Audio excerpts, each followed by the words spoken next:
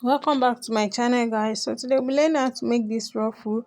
The first thing you are going to do is to determine how wide you want it to be. So for me, I'll be using 6 inches. You see that I've folded my fabric, so you are going to fold your fabric and measure how wide you want it. So the next thing is to determine how full you want your ruffle to be, so that will determine the length of your fabric.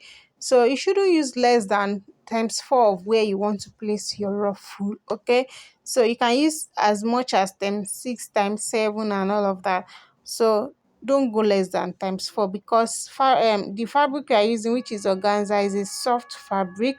So you can also use organdy for this. Okay, so if you need to join your fabric, the first thing is to join all your fabric to have a long strip.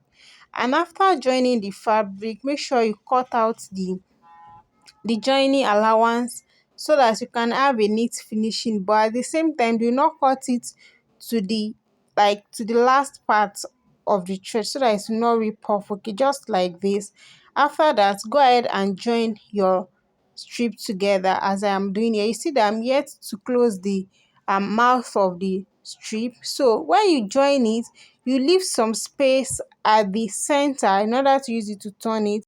Then you close the mouth of the strip on both sides. Make sure that the joining is at the center. After that, go ahead and turn it with your loop turner from each end, passing it through the center, the opening you left at the center.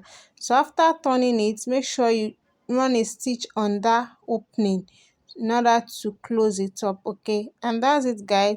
So there are different ways to make this ruffle. You can either use your ruffler foot, which is not going to give you as much ruffle as this, and you can also use your gathering method, which is you run a stitch from the beginning to the end of the strip, then you start drawing it.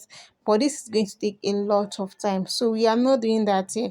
So we are going to be using our needle to create our ruffle. This is a very fast method. So you can, if you don't have a long needle, which is the one hairdresser use, you can use this short one. So I've already passed my thread inside my needle. So the first thing is I'll pass my thread to any edge. You can just choose any place. Okay, so I'll tack it down in order to secure the thread down. Then I'll start basting it. If you don't know what basting is, this is what it is. So basically it's just I'll be passing the needle inside the fabric at intervals, and I make sure that the joining is at the center. So I'll be doing this, then I'll be dragging the thread. Another thing I did is that I measured my thread. I've already measured where I want to place it. So I added like 5 inches to the length of where I want to place it, so that by the time I finish my ruffle, I will know that the thread that has to remain is 5 inches, so that I will not need to be adjusting the ruffle to size where I want to place it. Hope that is clear. So you can also do that. So I'll pass this thread all the way down. Then when I get to the last part, the edge, I'll tack it down also in order to secure it down. So after that, I'll take it to the place I want to place it on the fabric, which is here. Then I'm going to be pinning it down before I start tacking. So you can decide to twist this ruffle like this. You can twist it. If you twist it, it's going to give you more fullness. Okay, but I'm not doing that. So I'll just place it the way it is, like this, and that's it, guys. So I'll keep on pinning it, and I'll pin it from the beginning to the end before I start tacking. But remember that if you want to twist it, you are going to need a longer ruffle. Okay, so because I am not twisting it, I just measured what I need, and that is it. But if you want to twist it, your ruffle has to be longer. So after pinning it down, the next thing is to start stacking. So I'll tack it in a way that it's not going to be showing inside the dress, and it's not going to be showing on my organza also. And I'll make sure my tacking is very tight, so that by the time they wash it, it's not going to be falling off.